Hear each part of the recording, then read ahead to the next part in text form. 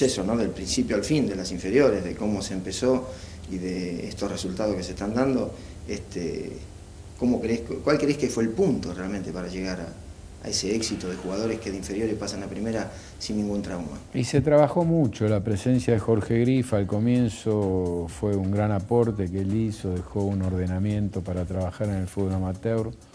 Hoy hay mucha gente que le pone mucha garra a todo este tema, a todo este trabajo, y en realidad tenemos una asignatura pendiente nosotros, que es darle más oportunidades a los chicos en la primera de Boca.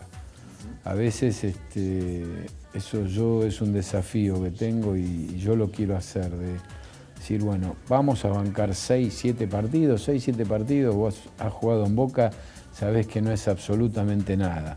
Y a veces los jugadores terminan explotando en otros clubes y Boca no tiene la posibilidad de haberlos podido disfrutar, ¿no? Como el caso de Cristian Jiménez, que es ídolo indiscutido en México y hoy su pase vale millones y millones de dólares. Aquí siempre que ha jugado lo ha hecho bien, pero viste, por esas cosas que tiene los grandes clubes, siempre el que viene de afuera generalmente se lo toma como que es mejor que lo que hay en casa, y no es así. A veces lo que hay en casa es superior a lo que viene de afuera.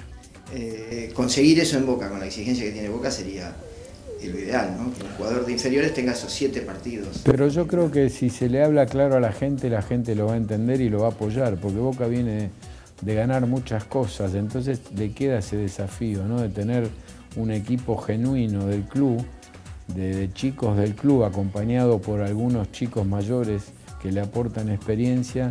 Me parece que eso sería maravilloso. Bueno, ojalá que en esta nueva etapa, Pedro, eso se pueda cristalizar, que sería lo ideal. Ojalá, sería muy lindo.